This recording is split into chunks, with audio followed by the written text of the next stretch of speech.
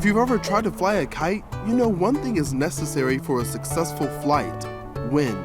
Don't believe me? Try getting a kite in the air without it.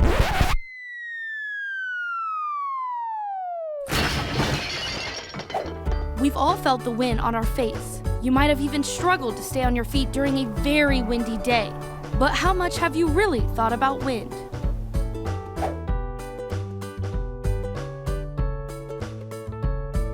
Wind is just the atmosphere that's around us all the time. What we're experiencing is us moving.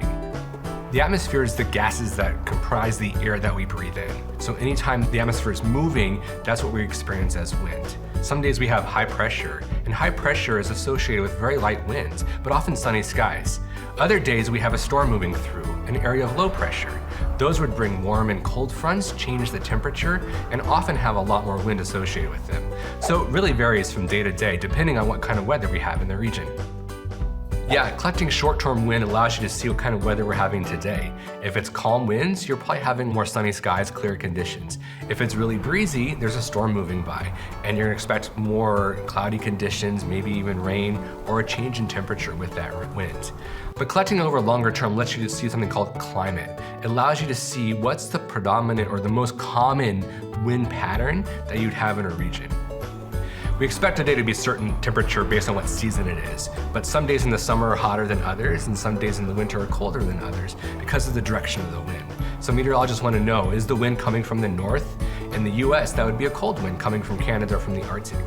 And the summer day, if the wind's coming from the south, we know temperatures are going to be a lot warmer than average because they're coming from places like Florida or Texas, where climate is warmer, it's more humid, and we expect differences in weather because of that change in the wind direction.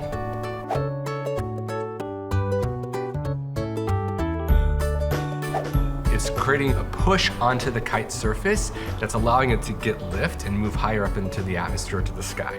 It's the same thing that you'd see with the pile of leaves rustling around on the ground or leaves blowing on a tree. These things are all the atmosphere in motion, creating a little push that allows things to be lifted up above the surface, or if they're attached to something, blow around in place. Learning that sure makes me grateful for wind, but how do meteorologists measure wind speed? They use a device called an anemometer. Try saying that 3 times fast. Can we turn these fans off now?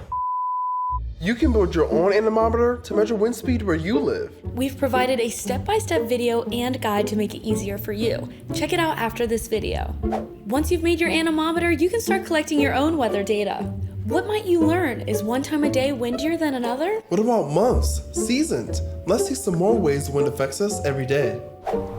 That's how we used to do a lot of navigations with the power of the wind, and we still do this today. It started with sailing. First of all, we built sailboats and used it to build ships and get across large bodies of water.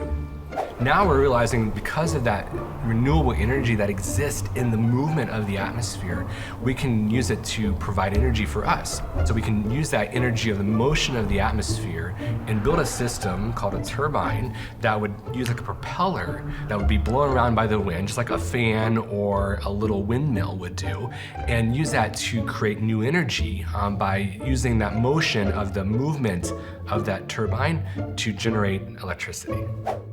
I think it's safe to say that wind plays a major role in our daily lives. And now that you have your own way to explore and analyze it, it's time to get out there and do it yourself.